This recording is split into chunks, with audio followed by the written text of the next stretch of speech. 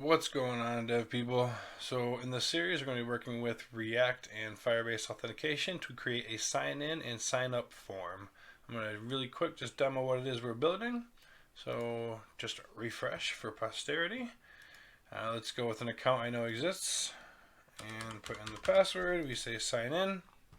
It'll bring us to this /dashboard page, which is a protected route. It'll show the email that I signed in with because email and password is my sign-in type. It'll also show it up in the nav bar up here. We'll log out just so you can see really quick. If I try to go back to /dashboard, it will reroute me back to the sign-in page because I am not currently signed in or authenticated. If you are on the sign-in page and you don't already have a sign-in, then you can go down here to the don't have an account, click on sign up, and it'll toggle into the sign up form, and this will toggle back and forth right as you click on it. So let's sign up really quick with a user that doesn't exist. We'll say user at tester.com. That's 136, nice and easy password, sign up, and we can see there we are, user at tester.com. Let's log out. If we try to sign in with something that just doesn't even exist at all, we will get an error, and it will also throw this auth/user not found with a message there is no user corresponding. It's an error message. You can take this error message and you can put it into a toast, a modo, whatever. You can put it down underneath, whatever you want to do with it. We're also going to be able to do a sign in with Google.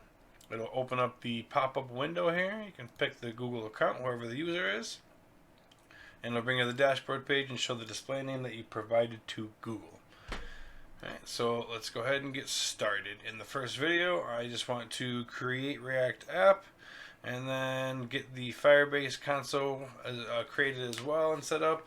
And from there, we will see what happens. So let me close what I'm currently showing you. And we should be in the directory that you want to create the project in.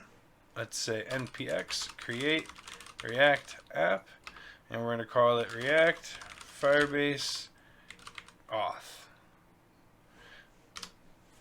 This usually takes a minute, so I will clip the video here and I will come back when it's done. Okay, so that's done. The next thing I want to do is get your Firebase console set up. So you want to go to firebase.google.com. You should bring you to this page here. If you click on either go to console or sign in, it's going to do sort of the same thing. Click on go to console. It's easier. Choose your account that you want to sign in with. Enter your password. You're going to get a screen. You won't have any of these cards. These are all just projects I've worked on. You'll see this add project button here. Click on the add project. And let's say React Fire Auth. Continue. I'm not going to do any Google Analytics for this. You're more than welcome to work it in afterwards, or I can create a separate tutorial for it. Let's click on Create Project. Hopefully this doesn't take too long. I can clip the video if needed, but maybe if I draw my words out for just a minute, it'll be just entertaining enough. Haha, look at that. Alright, I apologize.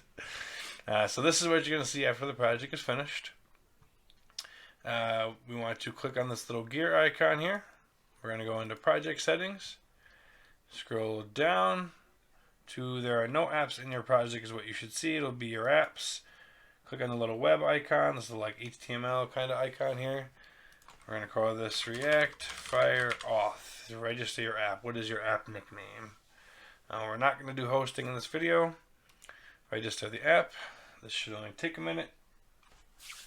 And there it goes. Add the SDK. We're going to need this information, but I'll show you where else to get it, so don't worry about it for now. Continue to console. And this is actually where you get it. So if it doesn't send you here, though, you can go to the little gear icon, click Project Settings, General tab, go to the bottom, and you will see this here, okay? You're going to need this information later, not currently. It'll probably be the next video. But this is what you'll need set up just for now as the basics. Really quick, also in this video, I would like to go in and just do some cleanup in our React project. So we have our project open here. If you do not go ahead and open up your project in VS Code. You want to go, I apologize, you want to click on the app.test, index CSS, logo, service worker, and setup tests. We're going to right click and we're going to delete. And we're going to go into our index.js file in the source. We're going to get rid of this index CSS import, the service worker import, the service worker code right here. We're going to save that. And we're going to go into app CSS and we're going to do a little bit of a reset. And we're just going to say grab everything as well as the before and the after.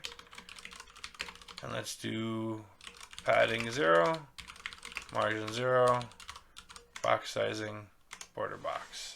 Save that. Go into app.js.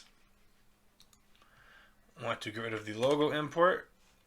We're going to change this to a arrow function. That's pure preference. You don't have to do that, but I'm going to. We'll get rid of all this code in here, and we'll just put an H1 that just says app. All right, let's go back to our console. I'm sorry, our terminal, and we will do npm start. And let's just close this and go localhost. You know, let's just close that page. Oh, maybe not. That was quick. Localhost 3000. We see app. We are set up and we are good to go. So that's going to be it for this video. And in the next video, we're going to get the Firebase library brought in. We will set up our Firebase init file and then do a little bit in the app.js here just to show that we're actually getting something from Firebase. Thank you very much for watching this video. I will see you on the next one.